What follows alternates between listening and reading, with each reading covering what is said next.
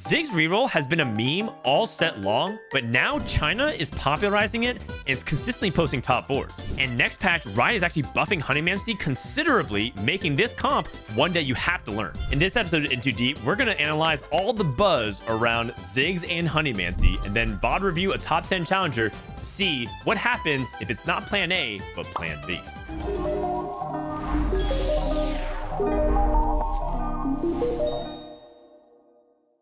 The conditions to play Ziggs are mainly about items and augments more than the copies of Ziggs. You might have 5 Ziggs and 5 Blitzcranks at 2-2 and think that it's a Ziggs game, but you probably don't have necessarily the right items. You should avoid doing that and play something else. This is because it's really important to rush 3 items on Ziggs and Blitzcrank ASAP and win stage 3. Winning stage 3 will mean that you'll have a lot of HP going into the mid and late game and can bleed out very consistently for seconds, thirds, and fourths, as opposed to losing a bunch of HP and then either a strong fortune cash out or some come from behind victory, or like people are just playing BS high cap 9 frost 10 portal boards.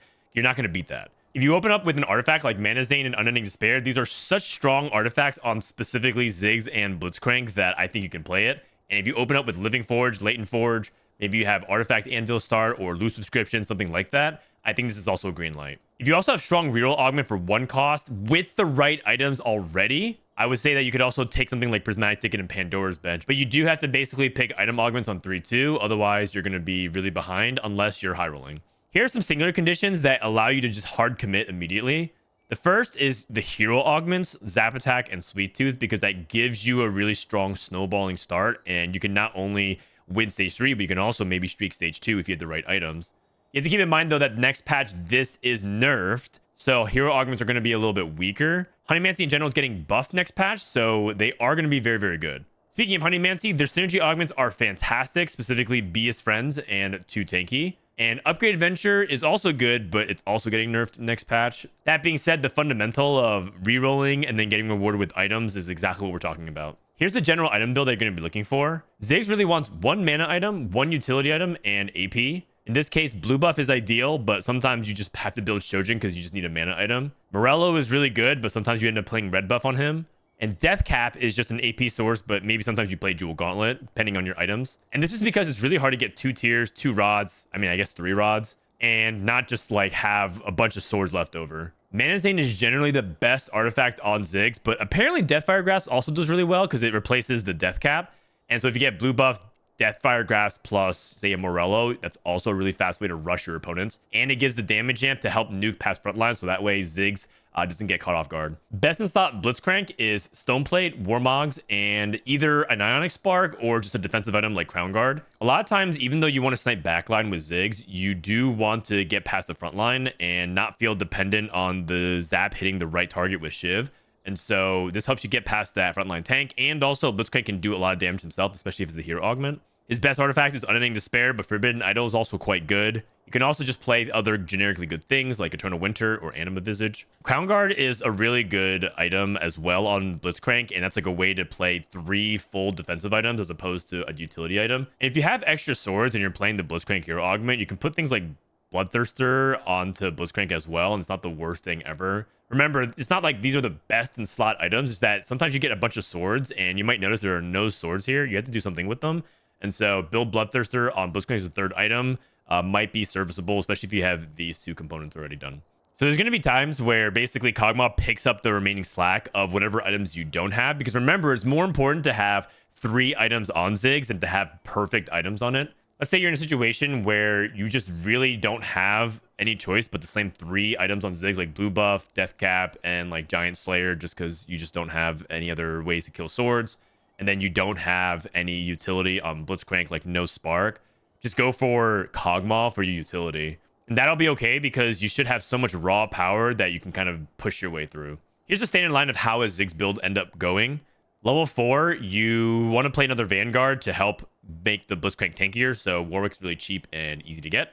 And then at level 5, you end up staying here for a while to roll for Blitz 3 and Ziggs 3. And you'll also pick up any other extra Honeymancy. Like you might go for Kog'Maw 3 in the process or Nunu 3. And that ends up being quite good, especially if you have ways to synergize with that. Because later on in the game, you want to add in things like Hecarim and Ahri, and you want to charm that because you get bonus AP for amount of 3 stars. So if you hit 4 3-stars, that's going to be a lot of extra AP. Around this time of the game, do you start to figure out if whether or not you want to itemize Kog'Maw for utility. Otherwise, you can start adding in more frontline. Level 8, you would add in Tahm Kench, ideally, so that way you can get a Vanguard with Blitzcrank again. And this does mean, by the way, if you hit Tahm Kench, you replace the Hecarim, because Hecarim doesn't really matter as a Bastion as long as you just get the Vanguard on the Blitzcrank. And then level 9, you add in Xerath. You do have the option of charming Xerath in the late stage of the game if you have enough true damage, but for the most part, you're going to be sticking on Ahri. Here's another variation that you can play as a backup option if one, somehow you're contested, or two, you just end up high rolling like a lot of Veigar.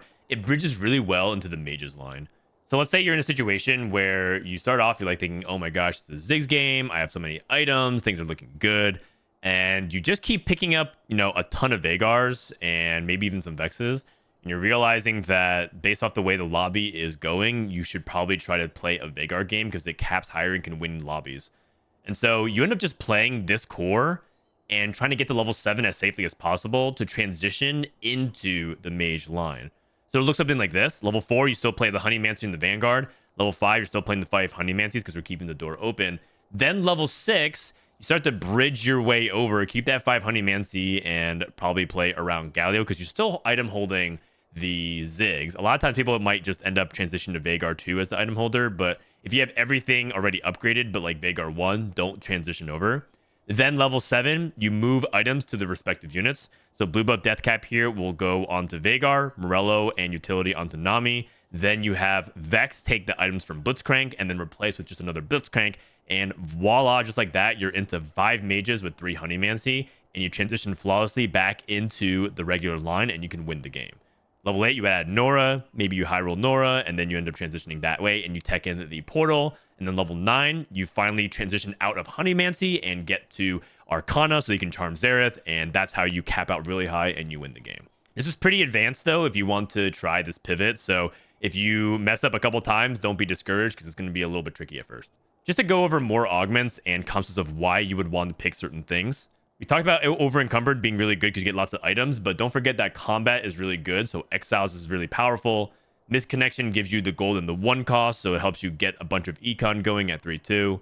Latent Forge is a delayed artifact, and that ends up being quite good because by the middle of stage 3, you should probably have like 4 items done, but you have 1 item open on Blitz, 1 item open on Ziggs, so you can kind of have your pick of the litter here. Gold augments we already went over. These are all really good. Zap Attack, 2 tanky BS friends, but also Transfiguration is a way for you to convert charms into items, and you're going to be re-rolling a lot anyways to try to get charms every round, so you might as well get extra items for it. A couple things I want to shout for Prismatic. The first is that Spellcaster Toolbox is very good with Ziggs items in particular because you get Mana Zane and Zonia's. And apparently in the data, What the Forge is really good, but I just want to say that this is low sample size. It's only a few hundred games, so your mileage may vary, and also there's a pretty easy way to low roll. So if you're feeling spicy, try taking What the Forge, but I would also suggest you to not necessarily expect consistency out of this. Next patch, though, it is getting really buffed, so yeah, maybe this ends up being really, really good, and I'm worried for nothing. So the general positioning that you want for Ziggs is boiled down to 2 things. One, you want to create a hole in your front line by gapping these 2 hexes between your tanks or maybe more. And then Ziggs wants to be leaning over towards the opposite end of the carry that he wants to snipe. So if you want to snipe a top right carry, let's say there is an Ashe 3 over here, Ziggs wants to be in the bottom left. And if Ashe is in the top right, Ziggs wants to be in the bottom right here. But it's important that we're not trying to put Ziggs in the corner because we want to use these small holes where Ziggs can throw his bomb and lob it between to snipe the back line. The reason why Nunu is in the second row is because it counters a straight line enemy positioning. What this ends up doing is if you have 4 units back to back in the front row, they end up walking up to the Tahm Kench and then walking up here to the Blitzcrank a lot of times, creating a very tiny gap for Ziggs to throw his bomb to the top right. And if you're positioning into the top right, you want to just move Blitzcrank 1 here and switch Ziggs, so you create a bigger gap in the top left. And that way, these units walk up to Hecarim, these units walk up to Blitzcrank and Nunu, and create a small gap here for Ziggs to throw a bomb. We're hopping on board with Kiyoon, and the portal is Golden Prelude. Kiyoon is currently top 10, and Honeymancy has been actually one of the core strategies that he's played a lot, specifically to try and make Ziggs work, especially in a comp that he's been playing a lot to climb. Starts off with Ziggs 2 in the shop immediately. So that is high roll, but sometimes you're gonna start off with early Ziggs, and maybe that ends up informing your decision. And he has Tier and a Rod. And so he's going to buy the Ziggs, gets dropped a bunch of gold. I think he could have maybe made 10 there, but couldn't really react in time. So it is what it is. All right, so taking a look at these augments, we got Encounter Crest, Three's Company, and Long Distance Pals. None of these are particularly really good. Encounter Crest is something that you could take in combination with Ziggs, but it's not generally like a really powerful augment, either early or late. Honey and Mancy is more DPS anyways than 4 Encounter, so you don't really want that late game. Three's Company is 15 gold. And you might get some 3 costs that you want, but we're rerolling 1 cost. And Three's Company is still kind of mediocre, despite the fact that it gives you 15 gold of units. Just kind of shows you the raw power level of how much everything has inflated these days in TFT. Long Distance Pals is also pretty awkward because you don't get to position Ziggs very well. Ziggs wants to often be in the bottom center, and so this ends up being quite a bad augment for this comp. Lo and behold, he hits Zap Attack on his reroll, so that's going to be the pick. Worth the wait. Maybe next patch when you can go 4-star Ziggs and 4-star Blitz, that could be good, but I don't think that's the pick here. And support cash is not what you want at the moment because even though you want items directly for Blitz and Ziggs instead of around them. So it's got to be Zap Attack, and then let's play into Ziggs and Blitzcrank. All right, so Ziggs 2, Blitzcrank 2. Can make a Tristana 2, but that would grief his economy very hard because he ends up wanting to sell that Tristana anyways, and that's 6 gold tied up. Plus, I'm not entirely sure how consistent it is for him to win streak here.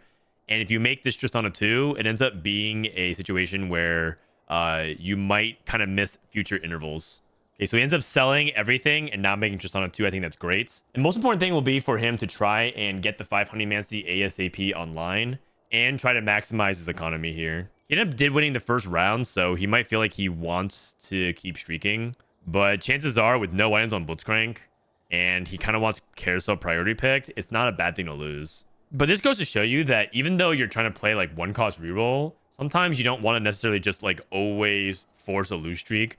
There's going to be people who try to just like, oh, I want the 5 loss economy no matter what, and the item Carousel pick, so they try to like int the first couple rounds and try to improve that. But Kiyoon's like more than okay preserving this HP, playing strong board. Apparently KT Soju's in chat making fun of Kiyoon for trying out this build, but we'll see who has the last laugh. Slams a Rod on Galio because he knows he's going to sell Galio anyways for the 5 Honeymancy ASAP, so hopefully that's like a one small little difference that might be able to give him extra combat power, but doesn't end up doing anything. So just like a small thing that might end up influencing things, but it doesn't end up changing. It's just like those small plays that if it does end up that 1% time that ends up being a diff, you'll be really happy you did it. There's a spatula on Carousel, so maybe Kiyoon gets a spat, but I think overall he's going to just aim for this Vhagar instead. Cloak with Vhagar is everything he wants. It's a Honeymancy unit, which can be hard to hit because it's a 3 cost, and also it's a cloak item for Blitzcrank, and he gets to make Ionic Spark. He also can hold and try instead to greed for a Stone Plate, but I think Ionic Spark is too much value here because it's really powerful for your AP comps to deal more damage, and it's one of Blitzcrank's best items when you're playing Zap Attack. There is a 2 healthy players, so some of his units will be contested. It's going to be hard to hit Nunu 3 and Blitzcrank 3 and Kog'Maw 3 if they just end up taking a bunch of those units. So just be warned that there are going to be people who contest around you a lot. But I don't think that person's going to hold Ziggs, for example, or Vhagar's. He's getting to add in more Arcana into his team builder because he knows that he wants that late game. And that's just like a way for him to get the mental load out of the way in case for some reason he like misses Ari or Hecarim on his roll down. So Kiyoon is on 2 win, 2 loss, and a win, but he's still at 50 gold. And I think that's really important to note because a lot of people over prioritize their lose streak. And as a result, have too much HP lost in the process of trying to hit their comp. And you have to remember that this comp has a hard time winning the game. And so you want to make sure that you try to protect your HP even in the early game. And also Zap Attack is just really good for tempo. Sometimes you end up like doing a 5 streak. He's going to roll here till about 30, but if he's close, maybe he'll dip further. He ends up making a Galio 2, which is -1 gold actually, because he's going to be playing Kog'Maw next round, so it's a little bit interesting. He reforges a sword and gets a Rod, which is a little bit awkward. Ends up selling that Galio. Don't get too stubborn and feel like because you made it, you have to play it. Just sell it. It's -1. It's all good. The first augment he rolled was category 5, but that is just unacceptable for a Ziggs reroll, so we're going to go ahead and skip that. Collector and Crash Test Dummies are something worth considering here. Item Collector has a lot of raw power, but the problem is that we don't have like a lot of items right now. And we talked about the importance of doing well on stage 3. So I do feel like right now you have to be very careful with picking item collector because you're not going to get payoff until stage 4. Item collector ends up being really good for the higher tier comps that want to spike around 3 and 4 costs because playing for delayed payoff. And so item collector can be good for those situations on 3-2. But right now we have 1 item. So this is basically saying giving us 40 health and 1.580 in AP, which is not very good. Crash test dummies can be good, but incidentally, that might mess up the Ziggs positioning, so I'm also not a fan of this. So I feel like I'd roll all 3 of them. Okay, so he rolls middle and skips Hero Grab Bag and picks Item Collector anyways. And this means that Kiyoon's just playing for a delayed payoff. So right now, it's going to be very weak. But, you know, he doesn't really want to take Heroic Grab Bag because he feels like he needs actual power. And Heroic Grab Bag is a lot of economy. He's very close anyways with like 7 Blitzcrank and 6 Ziggs. He's pretty confident he's going to be able to get there. He ends up slamming Adaptive on Ziggs and tries to go for a mana item immediately. And this is because he has Item Collector. Oh dear, his Ziggs actually ends up whiffing and rolling between the units. So a little bit of an unfortunate positioning there. Okay, every turn, roll until we get to the Charm. Picks up a Kog'Maw. Picks up Copycat, which is gain a copy of an enemy champion that you kill in combat, the first one you kill. That does mean that he should try to position a little differently. He's trying to experiment a little bit with some of the positioning, and we'll see if it ends up paying off. Right now, he just does a generic swap to the left side. But you can see that by creating a small opening on the left, he's able to maybe hit this Namzi. However, I do think that like his 3-2 augment is starting to show its ugly side, which is like he doesn't have much value right now. So he's just going to keep bleeding out until he's able to get like a few more items. He has an open rod, so he probably should complete a frontline item here for Blitzcrank, like Crown Guard. Remember that if you're debating what to itemize here, he does the hero augment, so you ultimately want to make this Blitzcrank a lot stronger, and Crown Guard ends up being one of his best items. A little bit unfortunate as well, because this is a low item game. Like, he started off with 2 components, and now he still only has 6 components, which is a little bit lower than usual. We're going to roll. He picks up the target dummy because it's free. He is very close to Blitzcrank, and he does hit, which is huge. He can now actually try to do a little bit of some of the positioning stuff with the target dummy, but looks like he's just going to keep it generic right now. Oh, he's not slamming Crown Guard. Interesting. I guess he feels like he's powerful enough to win without slamming Crown Guard, and it's very close. Oh my gosh, Crown Guard diff. Okay, so he's greeting because he wants Stoneplate onto his Blitzcrank. He probably feels like he's in a situation where he'd rather see his next components, because if he ends up like missing on Stoneplate, that could be a really sad thing. And so he wants to greed for that extra cloak right now, which kind of goes back to like the fact that he slammed that cloak for an adaptive. A little bit of an awkward mismatch here. This game is like starting to get a little bit off the rails because he's just taking so much damage and not streaking on stage 3. All right, gets a duplicator, gets 2 swords, but also gets a cloak. So Stoneplate has been made, and he has achieved successfully the amount of greed for his items.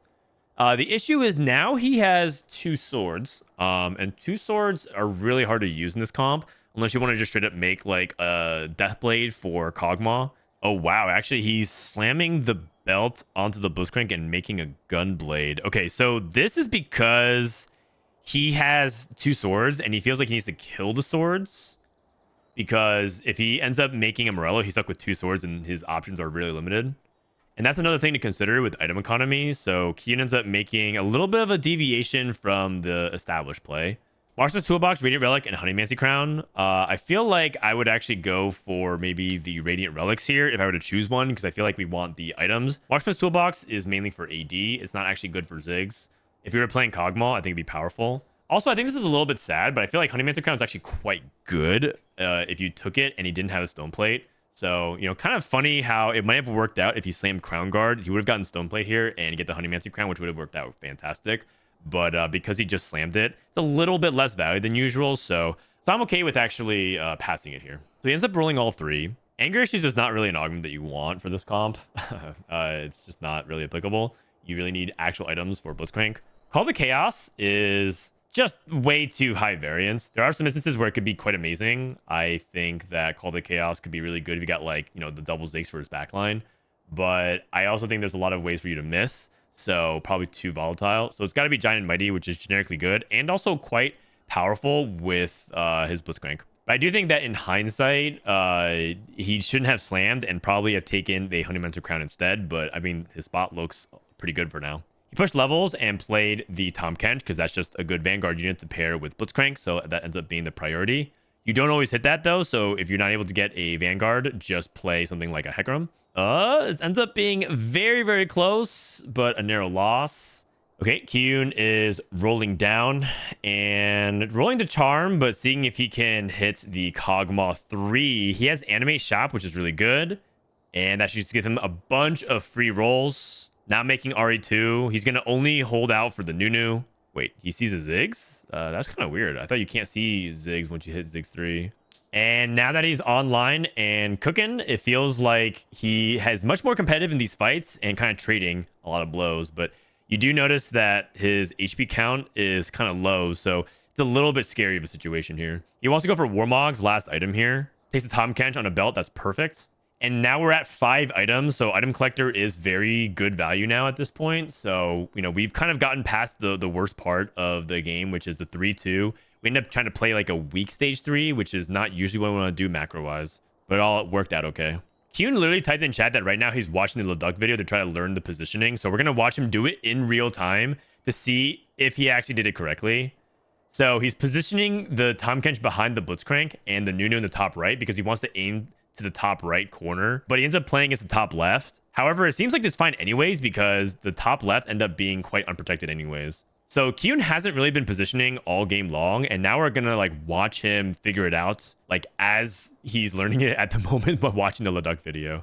Okay, he buys the temporary Bramble Vest. He's trying to reposition, and he's aiming top right again. So aiming for the Rise, and notice how the Briar walks over to the Nunu, and the Ziggs actually tosses a bomb. However, there is Taric. Taric does end up countering Ziggs' bomb because he absorbs the projectiles, but you saw the vision.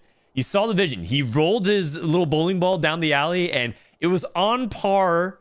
It was on course for a strike, but unfortunately, Taric had to mess with it. But you can see why this positioning ends up getting through that front line as long as you position with that small little gap. And he inverts right now because he's trying to practice what he wants to do for the top left. You move Ziggs over to D4, you move Blitz over to A5, and you still keep a unit behind him so that way you create a double gap on the left side. Okay, now we're going to try to roll down here and look for Nunu 3 because he cares about the number of 3 stars. Ends up hitting Tahm Kench 2 on 6, which is quite amazing. And he missed, so he actually decides to level. This is a pretty advanced play, which is to roll on 6 to maximize your odds. And then if you're not going to hit, you level with the remaining gold to 7. It's effectively the same as going to 7 and rolling down to 0, but you have increased odds to hit Nunu 3 because he's a duplicator. Small little difference there, but it could have ended up being really, really important. Against some of these melee comps, he's not actually going to be favored in terms of like the Ziggs rolling to the back line. He's also going up against someone really handsome, so he's also at a pretty big disadvantage there.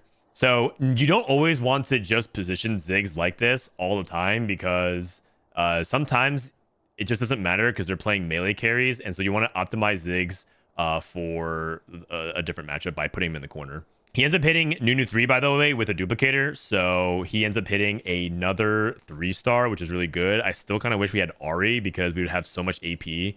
And he's playing like lower damage Ziggs because he has Giant Slayer Gunblade adaptive, like no death cap. But he's going to have to eventually get to that RE anyways. Looks like it's good enough for him to actually win this previous fight, though. He has Salvager, so he theoretically could improve his items, although his Blitzcrank items are literally perfect. So the only thing he would do with Salvager is rearrange his backline items, so kind of unfortunate. Here we go, trying to go for the top right snipe, but ends up being good for the top left because no one's covering the Namzi, and Ziggs is trying to take down the Namzi, kind of showing you like why that anti-heal is important because this Namzi just heals back to full every single time. So a little bit of a punish for like the way Kiyoon has chosen to itemize this game, but it might end up working out okay if as long as he's able to get to his desired late game. Itemization wise, he takes a Shojin, wants to Shojin the Cog. He already has Spark, so Shiv is less important. Also goes to show you why Gunblade is probably just too weak of an item in general on Ziggs. Finds an Ari, sells the Ari. All right, going up against this matchup against the other Honeymancy player, and looks like he gets a nice easy ghost win. The HP counts are very close, and so he's just basically donkey rolling as much as he can for any kind of charm that might swing things. So he's trying to look for frontline. So he tries to position for the top right. He's going up against a melee comp. He does have that open gap. Somehow actually has the Ziggs focus down the Katarina, and his value is too high, I think. Now his item collector and Giant Mighty, he just has too much combat stats, and now Ziggs is just starting to run away with the game. I can't believe how much value Kiyoon's getting without anti-heal. Okay, he finally gets anti-heal, which I think is important. The fact that he's able to do this with like low damage shows you how important selecting the right augments for combat is, because he's been able to really get away with a lot by just having insanely strong augments.